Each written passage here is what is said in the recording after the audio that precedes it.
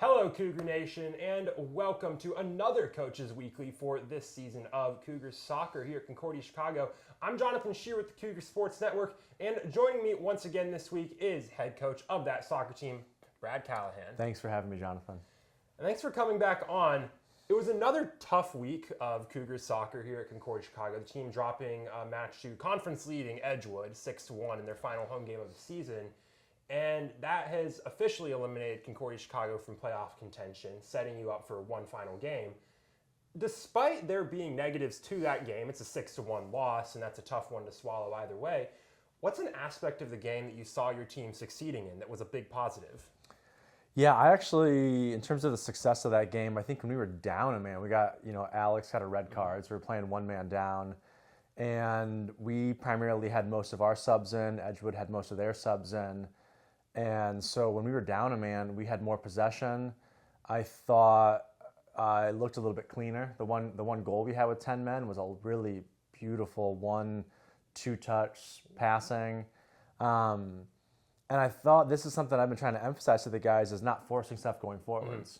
And it almost seemed like when we didn't have the full 11 guys, they wanted to keep the ball more. We're a little bit less risk averse, which is something I've been preaching all year is, hey, let's let it come naturally, let's let it come organically.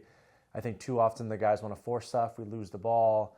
And so it was sort of interesting to see when with down a man and some of our subs or some of their subs, we looked like I don't want to say the better team, we got beat pretty bad, but with a lot of injuries, with a ton of injuries in the red card, kind of with those two things, you kind of understand the score, missing so many people and the red card and whatnot. But yeah, that period of in the second half, I thought we had some good possession for a while.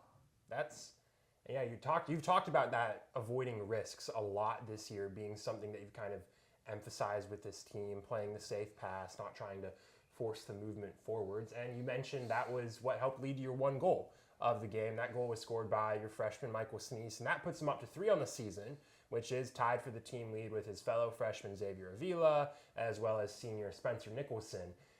But kind of looking specifically at those two freshmen, as well as the other freshmen on your team who have stood out this year, how excited are you by the development of those players through their first year at the college level and where they could go from here? Yeah, I'm excited. They're making impacts as a freshman, so that's great to see. I think they have a bright future ahead of them. I think there's probably still I know I wasn't as fast at 18 as I was at 20. So for example, I think, there's probably a little bit of speed, a little physical development. And I think in terms of tactical awareness of the game, there's still development there. So I think the fact that they're making big impacts as freshmen, there's definitely a very bright future.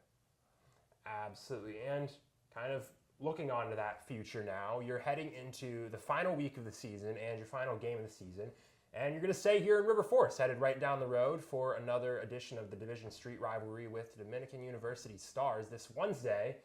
And as you head into that final game of the season, what are you really setting as a goal for your team in that final game that they're going to play? I think kind of the things we talked about, possession. I think we need to put a higher emphasis on possession. I think in terms of defensive awareness, just taking a lot of pride in one-on-one defensive battles, communicating more, the midfield tracking back and marking.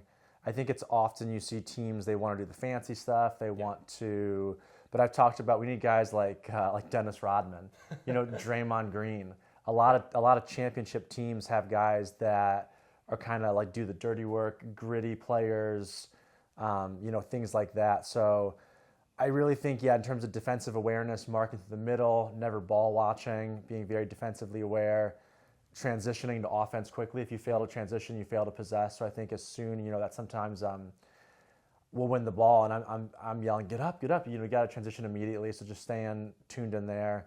Because I think we have a good, talented group, but I think it's just putting all the pieces together and playing how we can play. And the last thing I'll add is just I want, one thing I've stressed to the guys is just do, as an individual, everything you can do to help the team win. You have to be I think if everybody out there has that mentality of I'm the reason we're going to win today, you'll have success. But I think if you have players who see themselves as role players, you're not going to do well.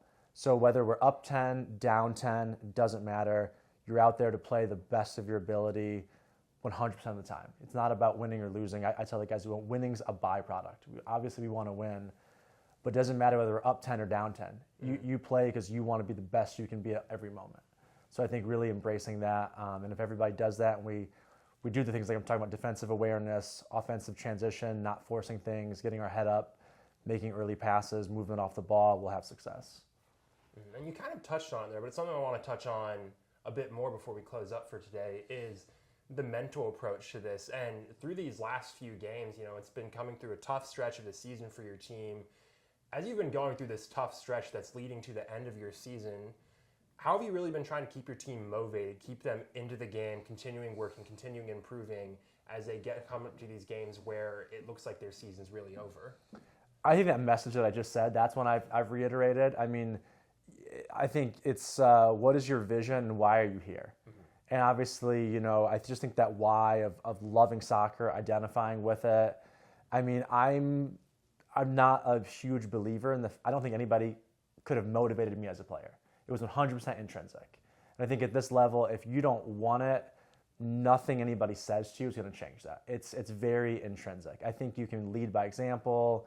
You can create a positive environment where players want to be there and perform better. But in terms of like a pregame speech, I mean, I think just helping the guys be confident, remind them that they're great players who should go out there, and helping them to be confident, and just reminding them of some tactical stuff. But kind of what I was saying about just doing the best you can do at every moment, and that way, whether we win or lose, can you as an individual walk off the field and say, "Hey, I'm really proud of how I played out there today." Absolutely. Yeah. Well, thank you again, Coach, for coming on and talking Cougars soccer this week. Yeah, thank you for having me. And like we mentioned, Cougars headed out to finish their season this week right down Division Street, taking on the Dominican University Stars right here in River Forest this Wednesday at 2:30 p.m. You can catch all the action from that game, as well as get caught up on anything you've missed from this season of Cougars soccer at CUCougars.com. I'm Jonathan Scheer with the Cougars Sports Network, and thank you for joining us once again for another edition of Cougars Soccer's Coaches Weekly.